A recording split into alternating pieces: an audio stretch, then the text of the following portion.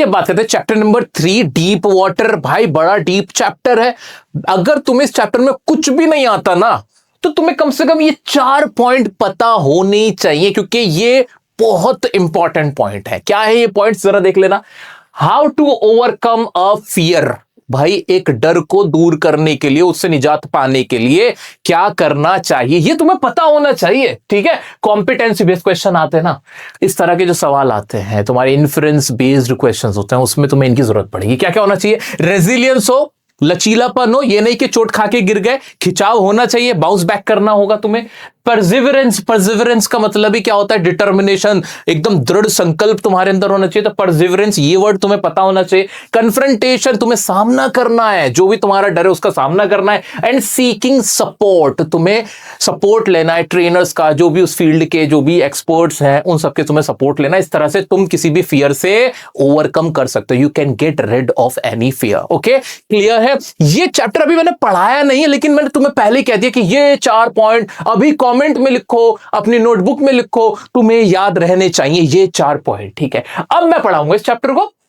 ये अब ऐसे थोड़ी तुम्हारा बड़ा भाई हूं तो तुम्हें कुछ तो अलग दूंगा ना, कोई तो नया तरीका होगा ना। ये सब तुम्हें एग्जाम में हेल्प करेगा, तुम्हें मेरी बातें याद आएंगी, ये पॉइंट्स याद आएंगे। दोस्तों, डीप वाटर, जैसे कि इसके नाम से पता चल रहा है, गहरा पानी, कहानी है विलियम डगलस की। विलियम डगलस बताते हैं, जो कि एक जज है, वो बताते हैं कि कैसे बचपन में उनको पानी से डर लगता था और वो बड़ा परेशान थे उस पानी के डर से। ये कहानी उनकी है। तो किस तरह से उन्होंने अपना फियर ऑफ वाटर है उसको दूर किया, वो ये बताते हैं। आइए चलिए इसको पढ़ लेते हैं। पढ़ने से पहले कुछ इंपॉर्टेंट वर्ड्स हैं जो तुम्हें पता होने ही चाहिए। वो क्या? भाई एक तो फियर तुम्हें पता ही होना चाहिए, कॉन्कर करना, किसी चीज पे जीत हासिल कर लेना। फोबिया, डर को कहते हैं ड्राउन, डूब जाने को कहते हैं ड्राउनिंग। विल पावर, यानी तुम्हारे अंदर विल पावर होनी चाहिए। डिप्राइव, अभी हमने पढ़ा था ना, चाइल्डहुड डिप्राइव हो जाते थे, डिप्राइव, डिवॉइड, ये वर्ड हमने पढ़ लिए थे। इनहेल करना, एक्सहेल करना, आज टेरराइजिंग करना, डरा देना, किसी को आतंकित कर देना। ब्रीथ यानी सांस लेना। ठीक है, ये इंपॉर्टेंट वर्ड इस चैप्टर से रिलेटेड। अब मैं चला इस चैप्टर की कहानी तुम्हें बताने। बड़ी आसान सी कहानी है।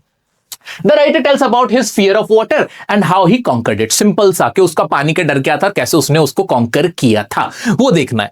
ठीक है, अभी बताऊंगा कि एग्जाम में क्या लाइंस तुम्हें याद रखनी, कुछ अलग से नहीं है, वो भी दिखाऊंगा, रुक जाओ। Okay, When he was 3 or 4 years old, जब राइटर 3 या 4 साल के थे, he would go to the beach in California. California America में एक जगह, वहां पे वो गए थे, बीच पर थे। फिर क्या होता? with his father, अपने पापा के साथ। The waves knocked him down and swept over him. ऐसे वैसे बैठे हुए थे, लरी दूध की कुतोली, ऐसे बैठे हुए थे। एकदम से वेव आई, गिर गए, छपाक से गिर गए, और पूरा पानी उनके ऊपर से होकर निकल गया। इससे क्या हो गया?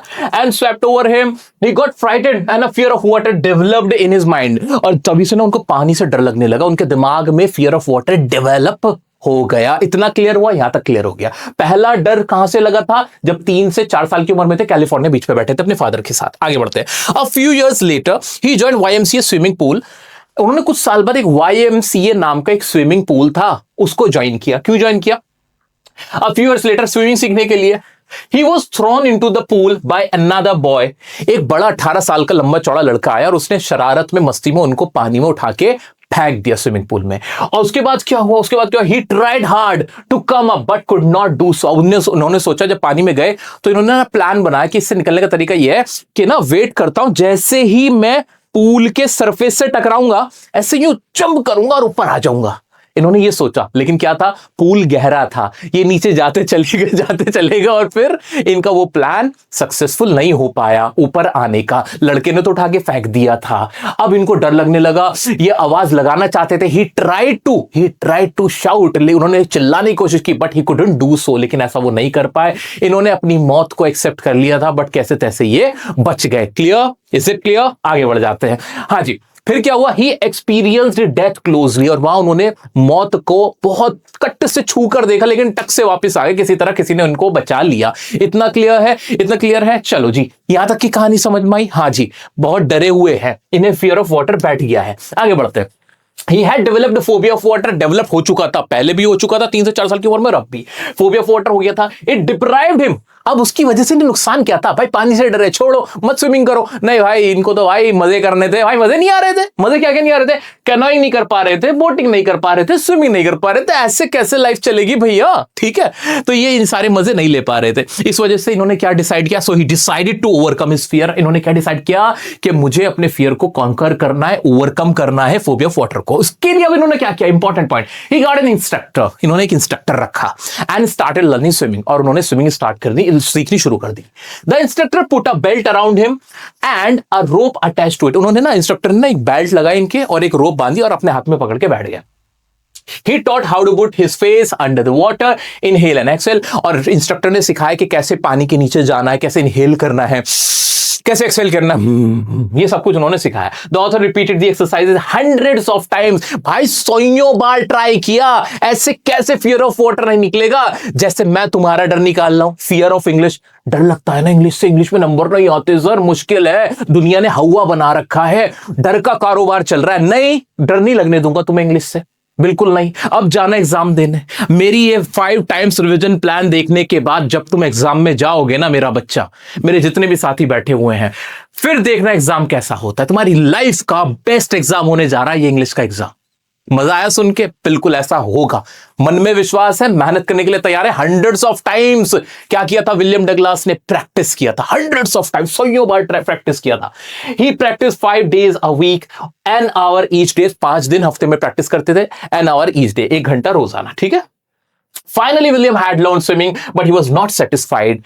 So he went to different lakes and islands. वो सीख तो गए थे, लेकिन उनको लगता था नहीं, I am still having that fear. So what he did, he swam. कहां का स्विमिंग करी उन्होंने? लेक्स में, आइलैंड्स में उन्होंने स्विमिंग करी। At last he repeated the feat of dog caperon by diving in warm lakes and swim across. और बाद में उन्होंने डॉग कैपरॉन का एक रिकॉर्ड था, जहां उन्होंने स्विमिंग की थी, वहां पे जाके उन्होंने डाइव किया, स्विम की वार्म लेक में, और उसके पार चले गए। He had overcome his baseless fear of water, और वो अपने जो बेसलेस उनका पानी का डर था उससे उन्होंने मुक्ति पा ली। He realized, और उन्होंने फिर रियलाइज किया, ऐसा किया, that death is peaceful and it is the fear of death that is terrorizing। कि यार मौत तो बड़ी आसान है, जो मौत का डर है ना, ये हमें परेशान करके रखता है। तो ये पूरी कहानी थी विलियम डगलास की। क्लियर हो गया कि एक लड़का था, बचपन से ही उसको पानी का डर था, और जब वो थोड़ा सा बड़ा हुआ तो उसको एक बड़े बच्चे ने पानी में डाल दिया था, पूल में फेंक दिया था, जिसकी वजह से उसको डर बैठ गया था। वो he just nearly felt the death. उन्होंने क्या कहते हैं, कन्फ्रंट किया था डेथ को, ऐसा लगता है छू के वापस आ गया हो। और उसके बाद उसने स्विमिंग सीखने का फैसला किया। क्यों सीखना चाहता था? क्योंकि स्विमिंग, बोटिंग वगैरह कुछ भी नहीं कर पा रहा था ना यार। तो ये सारी कहानी किसकी थी? ये थी विलियम डगलास की कहानी। अब आगे बढ़ते हैं मेरा बच्चा, अब आगे बढ़ते हैं। मैंने जो कुछ इंपॉर्टेंट पॉइंट जो एग्जाम में बहुत पूछे जाते हैं, ये पॉइंट्स तुम्हें पता होना चाहिए। क्या है वो इंपॉर्टेंट पॉइंट, जरा देखना। तो ये है वो इंपॉर्टेंट पॉइंट कि जब उस लड़के ने विलियम डगलास को YMCA पूल में फेंक दिया था, तो उसके इमोशंस कैसे थे? डगलास साहब के इमोशन कैसे थे? Series of emotions Douglas experience. ये इंपॉर्टेंट ऐसा पॉइंट जहां तुम फंस सकते हो, मैं फंसने नहीं दूंगा, ये याद रख के जाना है हमें। क्या है इसमें? क्या हुआ था भाई? He had a plan to come out. पहले जैसे पानी में उन्हें थ्रो किया उस लड़के ने, so he had a plan to come out. वो प्लान क्या था? देखो मैंने ऐसे ना मार्क भी कर रखा है। प्लान क्या था? ये रहा plan, to wait until he hit the bottom of the pool. उन्होंने सोचा था बॉटम जब तक जाऊंगा पूल के, और फिर ऐसे करके यूं हिट मारूंगा और ऊपर आ जाऊंगा।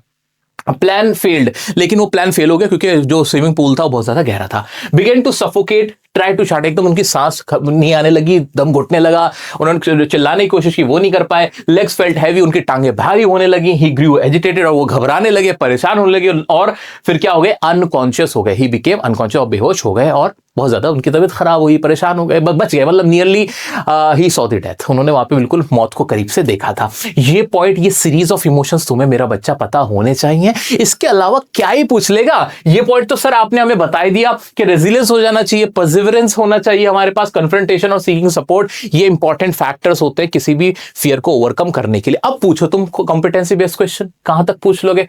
बड़ा भाई जब साथ में आ जाता है ना, फिर डर नहीं लगता। ठीक है मेरा बच्चा, चलो